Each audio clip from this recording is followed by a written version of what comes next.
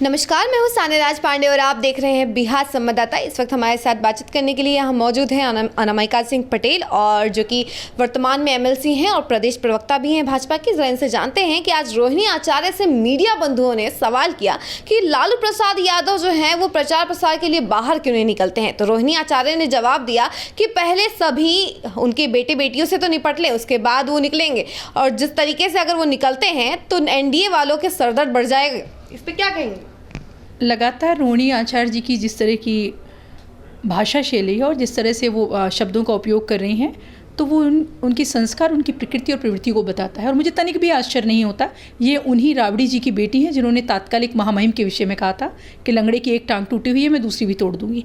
तो अगर वो उस तरह के शब्दों का इस्तेमाल भारतीय जनता पार्टी के लोगों के लिए कर रही हैं तो ये बड़ा विषय नहीं है। दूसरा, मैं थोड़ा सा पीछे आना चाहूँगी। जब एक तरह की घटनाएँ लगातार घटित होती हैं तो महज संयोग नहीं होती, वो एक योजना का हिस्सा होती हैं।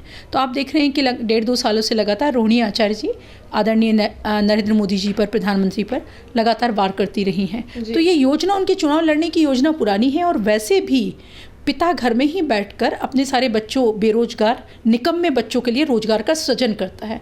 तो लालू जी अपने सारे निकम्मे, अयोग्य और अकर्मण्य बच्चे, जिनका मानसिक स्तर भी बहुत अच्छा नहीं है, प्रकृति प्रवृत्ति भी बहुत अच्छी नहीं है, और जिनकी तहजीब भी बताती है कि उन्हें किस तरह से समझाया गया है, किस तरह से सिखाया गया है, ऐसे बच्चों को रोजगार देने का काम कर रहे हैं। उसी में रोहिणी आचार्य जी, क्योंकि उन्हें थोड़ा सा इतिहास पता है पिता का कि यहाँ भावों कपीलें कर कर मेरे माता पिता ने ये राजनीति खड़ी की, तो वैसे ही भावुक अपील करके उन्होंने सोच लिया कि मैं भी भावुक अपील करूंगी और मैं कुछ भी बोलती रहूंगी तो जनता उसको नहीं समझ पाएगी। तो मैं रोहिणी आचार्य जी को बताना चाहती हूँ कि वो और उनके सारे भाई बहन मिलकर भी आदरणीय नरेंद्र मोदी जी के विषय में बोलने के भी पात्र नहीं होते। बराबरी करने का विषय तो छोड़ दें, क्योंकि लालू परिवार चारा घोटाले का परिवार है।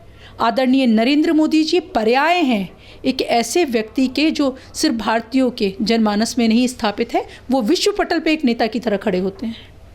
और हाथ कंगन को आरसी क्या, रोहिणी आचार्य जी के कहने से भारतीय जनता पार्टी से कौन किसको फरियाएगा, ये देवतुल्य जनता बिहार की और इस देश की बता देगी, पहले भी बताती रही है। रोहिणी आचार्य जी को मेरी सलाह है कि वो अपनी बची हुई बहनों के लिए धीरे धीरे फिर वो भावुक अपीलें कर कर अलग अलग विषय तैयार करके एक योजना के तहत सबको धीरे धीरे, किसी को विधानसभा, किसी को राज्यसभा में लाया जाएगा। तो मेरी उनसे अपील है कि कोई बिजनेस करें। बहुत सारा पैसा उन लोगों ने घोटालों के तहत जमा कर लिया है, उसको किसी बिजनेस में लगाएं। बिहार की जनता अब उन्हें रोजगार देने से इनकार करती है। यहाँ का नौजवान, यहाँ की देवतुल्य जनता अब आदरणीय नरेंद्र मोदी जी के नेतृत्व में अगड़ा पिछड़ा जाति स्वर्ण नीचे से खत्म होकर अब वो सनातनी हो गया है, वो राष्ट्रवादी हो गया है जी। तो अब वो उनके झांसे में नहीं आएगा जी। अच्छा मैम, एक और सवाल विपक्षी पार्टियों की तरफ से लगातार आ रही है कि बीजेपी जो है महिला आरक्षण बिल के बारे में बात करती है, महिलाओं को सशक्त करने में लगी रहती है। ऐसे में बीजेपी ने लोकसभा चुनाव को लेकर बिहार में एक भी सीट महिलाओं को नहीं दिया। इस पर क्या कहेंगे आप? सबसे पहले तो जिन विपक्ष की बात कर रहे हैं, हम लालू परिवार से ही शुरू करते हैं। मुख्य विपक्ष जो है यहाँ पर, उनके लिए महिला आरक्षण का तात्पर्य है राबड़ी जी, मीसा जी, रोहिणी जी। और भारतीय जनता पार्टी के विषय में एक चीज़ कहना चाहती हूँ, भारतीय जनता पार्टी के लिए हर एक कार्यकर्ता है, वो महिला हो, वो पुरुष हो, वो अगड़ा हो, पिछड़ा हो, इस तरह के विभेद हम नहीं करते हैं। और हमारे यहाँ सारे निर्णय मंडल से लेकर शुरू होते हैं और केंद्रीय समिति तक सारे निर्णय लिए जाते हैं। उसी निर्णय के तहत किसी भी सीट पर किस तरह के समीकरण के तहत कौन उपयुक्त पात्र होता है, उसको हम वहाँ पर भेजते हैं। और जहाँ तक महिलाओं के विषय में प्रतिनिधित्व देने के विषय है, तो मैं आपके सामने उदाहरण हूँ। मैं पिछड़ा समाज से आती हूँ और मुझे एमएलसी बनाया गया। इसके पूर्व हमारी जो महिला मोर्चे की प्रदेश अध्यक्ष धर्मशिला गुप्ता, वो भी अति पिछड़े समुदाय से आती है, उन्हें भी राज्यसभा भेजा गया जी। तो आदरणीय नरेंद्र मोदी जी की महिलाओं को लेकर जो सोच है, जो विज़न है, वो इतनी जल्दी उन्हें समझ में नहीं आएगा, जिनके लिए महिला आरक्षण का अर्थ परिवार की महिलाओं को नौकरी दे देना है जी। लेकिन लोकसभा में एक भी सीट क्यों नहीं दिया गया?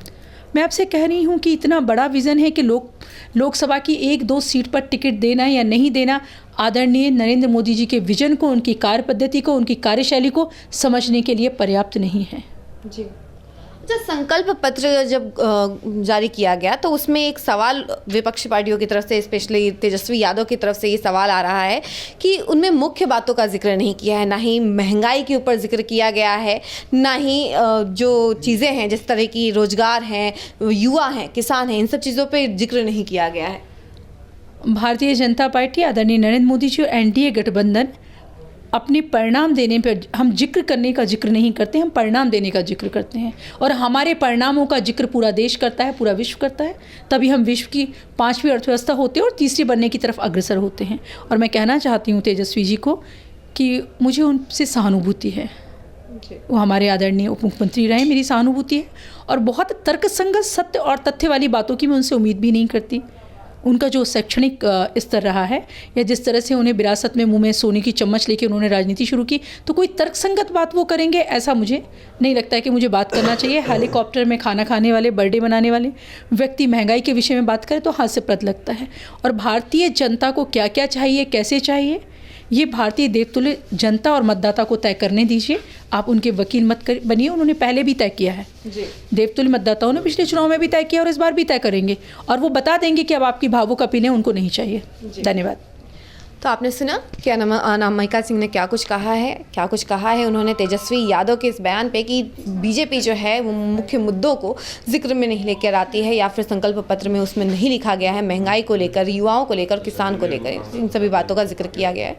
और ऐसी ही तमाम खबरों के लिए बने रहिए हमारे साथ और देखते रहिए बिहार संवाददाता। धन्यवाद।